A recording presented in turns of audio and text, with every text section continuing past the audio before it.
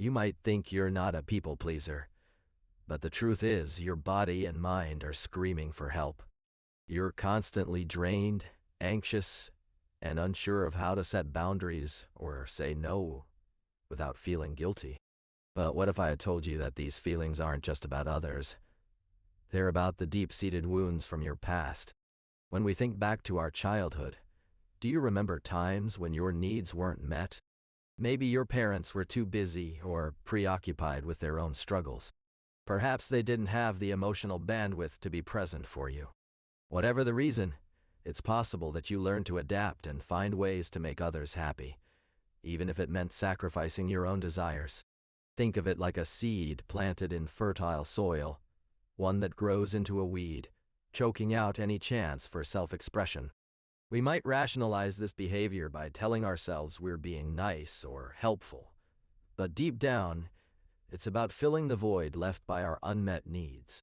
You see, people-pleasing becomes a coping mechanism to avoid feelings of rejection and abandonment. As you grew older, these behaviors became ingrained, like habits that are hard to break. But here's the thing, you didn't choose this path, your circumstances did. It's time to acknowledge this pattern and take responsibility for changing it. Let's be honest with ourselves for a moment. Have you ever found yourself taking on too much, sacrificing your own needs in the process? Maybe you've overcommitted to work projects, volunteered for every social event, or even said yes to a friend's request without considering your own schedule. It's like being a leaf blown by the wind, constantly adapting to external demands without stopping to ask if it's really what we want.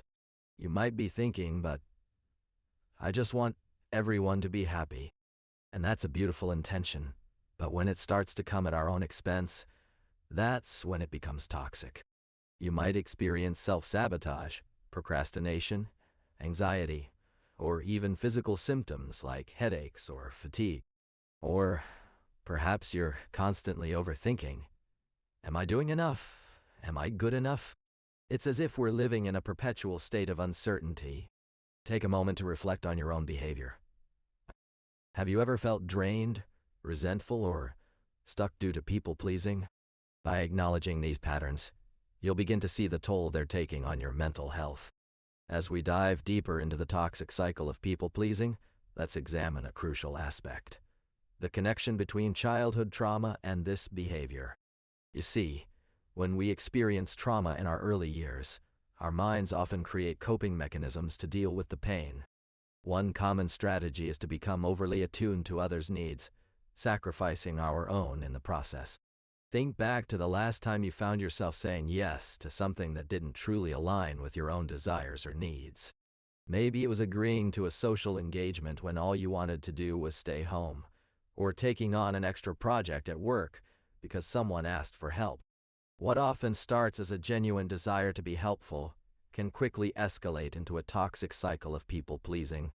For me, this pattern showed up in my relationships with friends who were going through tough times. I'd constantly offer advice, listen to their problems, and try to be the good friend by being there for them emotionally. But the more I invested in these relationships, the more I began to feel drained and resentful. It wasn't until I realized that my happiness wasn't directly tied to theirs that I was able to start setting healthier boundaries. It's time to break free from the expectation that we're responsible for others' happiness. It's their responsibility, not ours. By recognizing this pattern in ourselves, we can begin to create space for our own needs and desires to shine through. Imagine you're a puzzle piece that's been carefully fitted into another person's life. You've learned to adapt, to adjust, to be the one who makes everyone else happy. But as we explore this pattern of people-pleasing, I want you to consider something. What happens when you start to feel like you're losing yourself in the process? Dr. Smith, a renowned expert in mental health, points out that people-pleasing can often be a coping mechanism for high-functioning depression. Think of it as a band-aid on a deeper wound.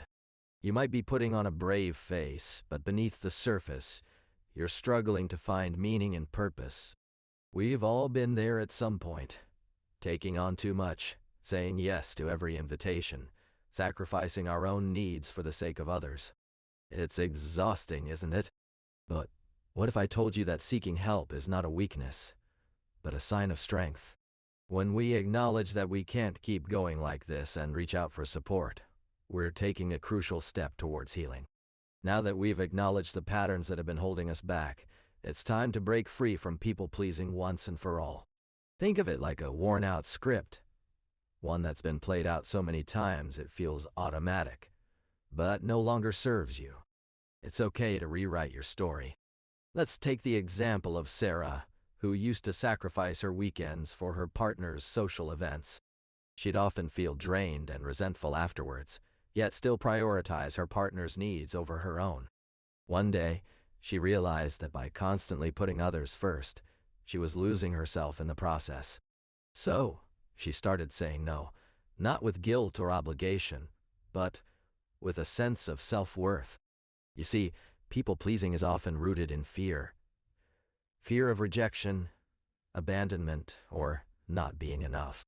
But what if you replace that fear with self-love? What would it be like to prioritize your own needs without feeling guilty about it?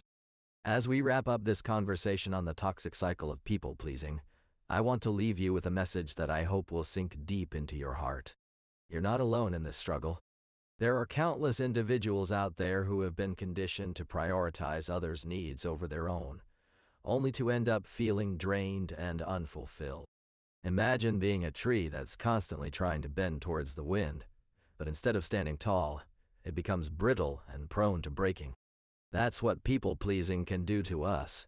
It erodes our self-worth and leaves us vulnerable to the opinions of others. But here's the thing, you have the power to break free from this cycle. You don't have to be a slave to other people's expectations or needs.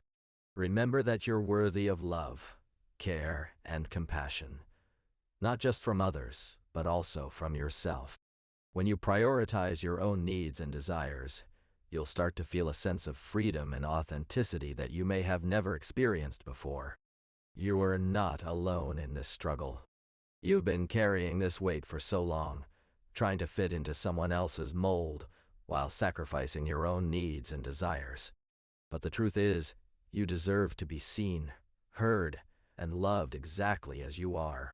Freedom from people-pleasing is within reach, and it starts with kindness towards yourself.